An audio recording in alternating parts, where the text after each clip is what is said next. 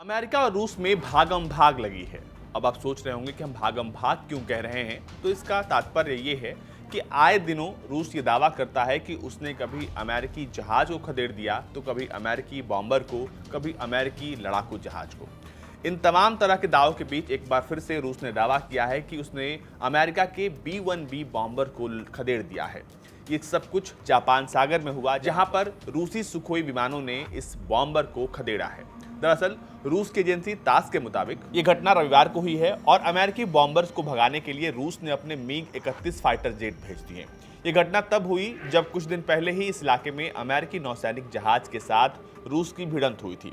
तास ने ये नहीं बताया कि अमेरिकी बॉम्बर ने रूसी इलाके में घुसपैठ की थी या नहीं की थी। इससे पहले शुक्रवार को रूस ने कहा था कि उसने एक अमेरिकी युद्धपोत को रूसी जल क्षेत्र का उल्लंघन करने के आरोप में भगाया था। इस दौरान रूस और चीन इस इलाके में युद्धाभ्यास कर रहे थे। रूस के इस दावे को अमेरिका ने खारिज कर दिया है और कहा है कि रूस झूठ बोल रहा है, लेकिन रूस ने इस पूरी घटना का एक वीडियो जारी किया है। रूसी रक्षा मंत्रालय ने कहा है कि उसने अमेरिकी नौसेना के एक युद्धपोत को अपने जल क्षेत्र में घुसने से बाकायदा रोक दिया। अभी तक अमेरिका और रूस के बीच पश्चिमी तट पर स्थित काला सागर में ही तनाव देखने को मिल रहा था।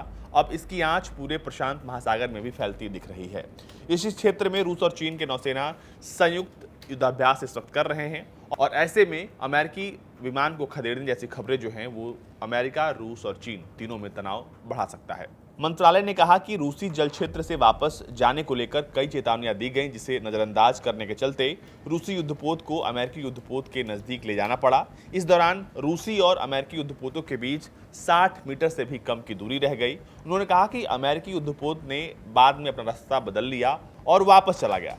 इस घटना में रूसी नौसैनिक की उदलॉय क्लास की anti submarine ship admiral Tributs, जबकि अमेरिकी नौसेना के Arleigh Burke class guided missile destroyer USS Chafee शामिल थे। रूस ने कहा कि हमारे युद्धपोत से चेतावनी मिलने के बाद अमेरिकी युद्धपोत ने अपना रास्ता बदलने के बजाय हेलीकॉप्टर को टेक ऑफ कराने की तैयारी करने लगा, जिसका अर्थ यह है कि युद्धपोत के लिए अपना रास्ता और स्पीड में बदलाव करना अभी संभव नहीं है। लेकिन रूसी चालक दल ने अमेरिकी युद्धपोत को अपने देश की सीमा में घुसने नहीं देने के लिए संकल्पित थे। इन तमाम तरह के दावों के बीच एक बात साफ हो गया है कि भले ही बाइडेन और व्लादिमीर पुतिन एक साथ मिले जरूर, लेकिन अमेरिका और रूस के बीच जो टेंशन है वो अभी भी कम नहीं हुआ है।